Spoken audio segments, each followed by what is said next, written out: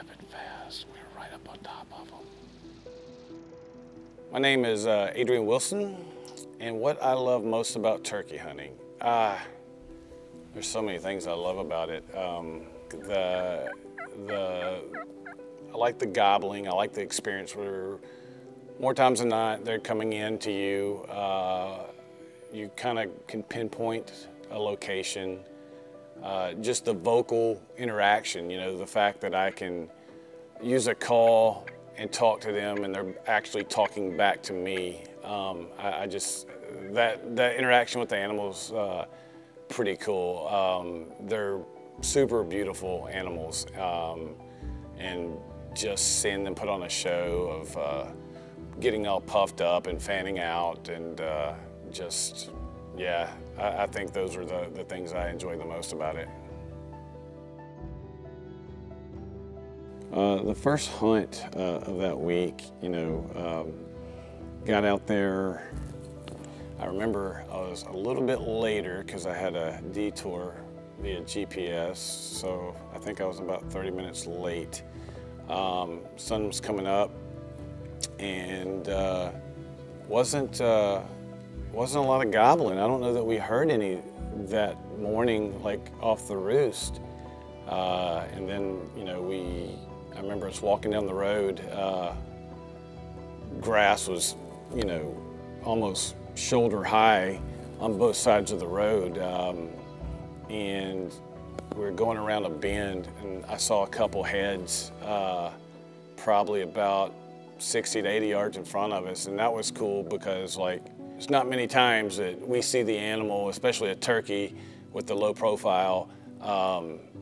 We see the turkey before it sees us in a road, right? So I was tall enough to see over the grass, and I remember hitting the dirt there, and then we backed out. I knew I saw 3 birds. I just wasn't sure exactly what I saw. It all happened so fast, we had to hide, I guess. So then I remember backing out, and we got in some trees and did a little calling, and it seems like within a minute to 2 minutes, 3 hens come strolling down the road, kind of just meandering, and walked right by us. At that point, I was standing up behind the tree because I was trying to see if there was a gobbler back there I couldn't see. And the hens never saw us.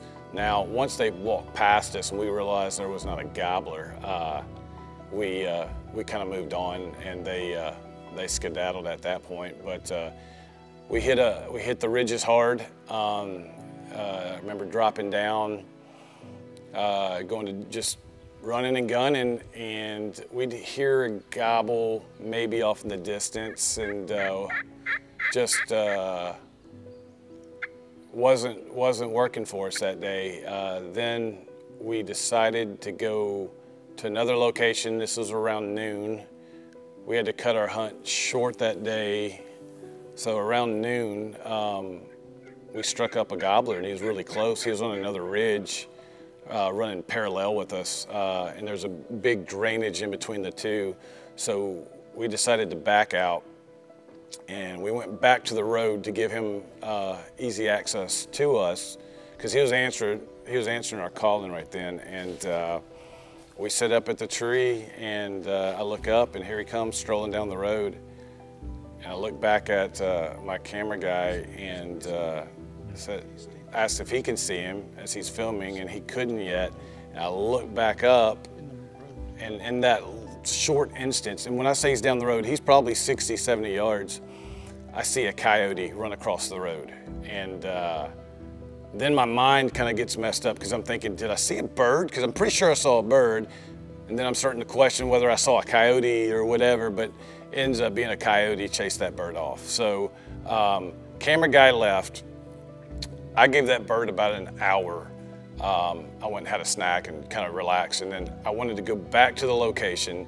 So I started to walk in the woods, because my thought process here is the coyote wasn't going to get the bird. The bird probably flew up into a tree right then and there, and the coyote left. So I thought maybe I could get back on it. So I go back in, I hit a call, bird hammers. He's within 30 or 40 yards. Like, The woods are wide open. It's not real green in there at that point, but he's just below a lip of the hill there.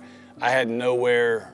I was in wide open. I had nowhere to sit. The tree was probably this big around. I just sat down immediately, and the sun's actually, I'm in a wide open spot where the sun's coming in the woods there, the trees, and I felt like I just stuck out like a sore thumb. So I was a little worried about that. But I figured, I mean, as soon as he shows himself over that lip, I thought I was gonna shoot him and he'd be dead from there. But I shoot lefty, I'm here, and the bird came from my left. And then I'm thinking, I see him, big red head, he's gobbling, looking for me, and I'm afraid I'm too out in the open. I'm gonna be super exposed because, again, the tree doesn't cover my back or anything. So I have to make a decision. Do I hope he doesn't see me, even though I felt like he was, I really did, or can I make a turn on him? And so I tried to make a slight turn, but he was already watching. I stuck out. So once I did that just a little bit, he putted and was gone. I never saw him. And so I called it a day there. So that was our first day. Hit it, I think, a couple days later. Went back in after that particular bird, because this bird, his beard was just super brushy, like the term paintbrush. I mean, it was just super thick, long. So that's the bird. And there's other birds around, but this particular bird just stuck out to me. And I felt like he was killable because I already had that chance. We had that encounter, and I just felt like this is the bird I have to get.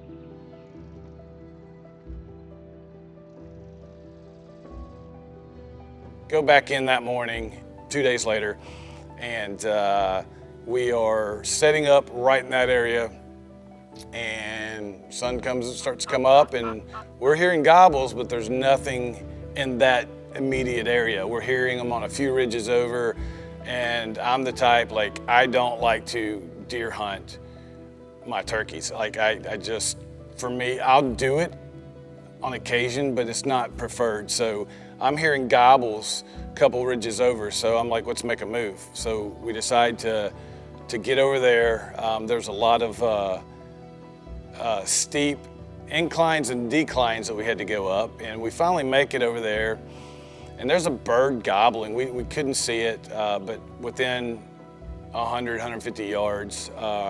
Actually, we're back, we make it back to the road that we were on a few days earlier where the hens walked by. And we're sitting over there, and we're hearing 2 or 3 different gobblers, one being within the 100, 150 yards, the other 2 they're at a greater distance. And so we're trying to call in the one we're hearing. As that's happening, we hear gobbling back where we had initially set up that morning. So, I mean, that's, how it goes, I guess. We'd set up there and called that morning, and nothing was in there immediately or roosted in there, but something evidently, I'm thinking, heard us and made its way in there. So needless to say, we had moved and we're trying to get on that new gobbler, and we never saw the gobbler. It sounded like he was coming in a few times, but I'm pretty sure he had hens with him because he moved on. And then we hunted hard. We never heard another gobble that day, and we're talking, that's probably after 9 o'clock. We didn't hear another gobble after 9 o'clock. Hunted until that evening. And when I was leaving that evening, the property, I passed where that bird I had an encounter with likes to hang out, and I see him on the edge of a field on the road, and big old paintbrush beard. And that bird's just now, it's like he's teasing me, like as I'm leaving, there he is. So give it a couple days, and we go back in. I'd looked at the terrain and the maps, and put together a plan. I felt like he was using that road a lot. It's just an old dirt road, and so get in there that morning, and this time decided to bring a couple decoys and stuck them out right next to the road, and then I camouflaged 10 yards off the road, maybe not even that, but sit there, sun come up, or starting to come up, and bird starts hammering. He's down the road, probably within 150 yards, give or take, and then we're hearing other birds too. And then we have an encounter, hens come down, jakes show up. Actually, the jakes run up to the decoy, which was pretty cool. You know, always just these encounters and just the experience of watching the animal and how they're acting. And, you know, I like to watch these animals because I'm learning something all the time. I want to see how they're reacting and what they think. And, you know, not that they're all going to do the same, but if I can learn something to gain some knowledge to help me in the future, that's what I'm looking to do. So anyway, it worked out. That gobbler, we made just a couple calls, not a whole lot, because those hens were actually, so if I'm facing the road here, the hens and the jake were this way, the gobbler was this way to my left, and so the hens and the jakes started moving away, but the hens were talking, and so this gobbler could hear them and he was answering them. So I shut up, I didn't say a word, and now I'm sitting there. I mean, it couldn't have happened more perfect in the situation, but you know, it doesn't always happen that way, but I was in between the hens and the gobbler, so I turn and start facing down the road, and slowly but surely, here he comes. It seemed like it took an eternity. I have no clue of actual time, but it's probably about 10-ish minutes, and he's coming down the road just blown up, strutting, just zigzag this way, zigzag that way, and he's just taking his sweet time, and like, I'm super anxious because I want to get a really good shot at this bird and just see him. And what I figure, like, the hens were already gone, like I hadn't heard them in a while, but what I'm assuming is, since my decoys were further down the road than where I set up, he's putting on a show for these decoys. And he quit gobbling, and he was just drumming like crazy. You could feel it in your chest. I mean, I just love that. And so I'm just sitting there, and I'm telling the cameraman Gabe that, like, man, this bird is beautiful. Like, he was just a gorgeous, gorgeous bird. And anyway, he got close enough. I wasn't going to wait much longer. So I ended up pulling the trigger, and he dropped. It was roughly a 40-yard shot, and so, you know, the excitement, you know, the rush and all that. And so I jump up, and I'm keeping an eye on the bird because, you know, I've seen too many times. It hasn't happened to me, but I'm worried about shooting the bird, thinking he's dead, and then it getting up and running off. This bird, shooting some TSS, and it just dropped him.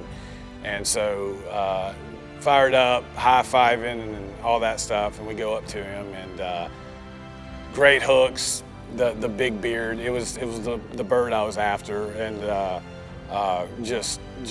I learned that bird over the course of a few hunts, you know, just knowing that he's primarily just staying in this area. He's not wandering off too far, this or that, and it worked out great. I had no idea, though, that the hens were gonna fly down and be around and help me or lure that tom in. So it worked great, being in between the two and just waiting on them to come in.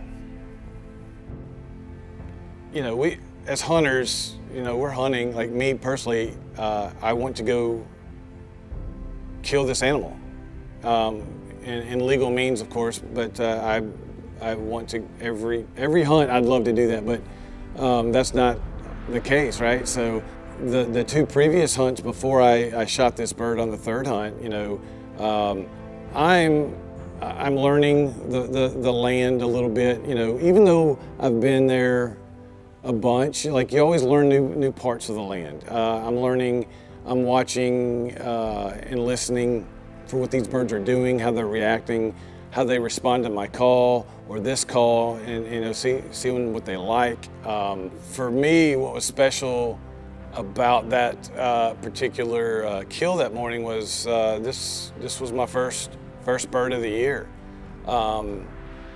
I hunted a little bit early season, but not a ton, and I'd had some similar encounters, but not as close as this bird was to me when I saw him that first day when he popped over the rise to my left.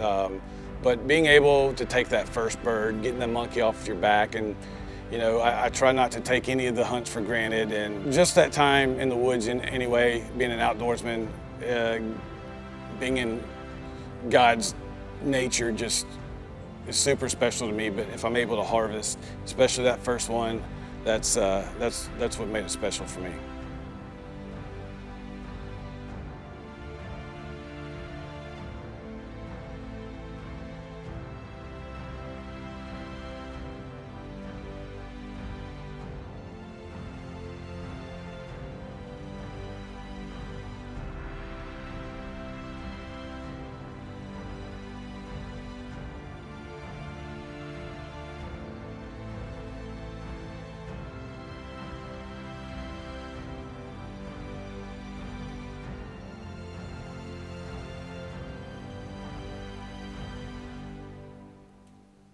Perfect.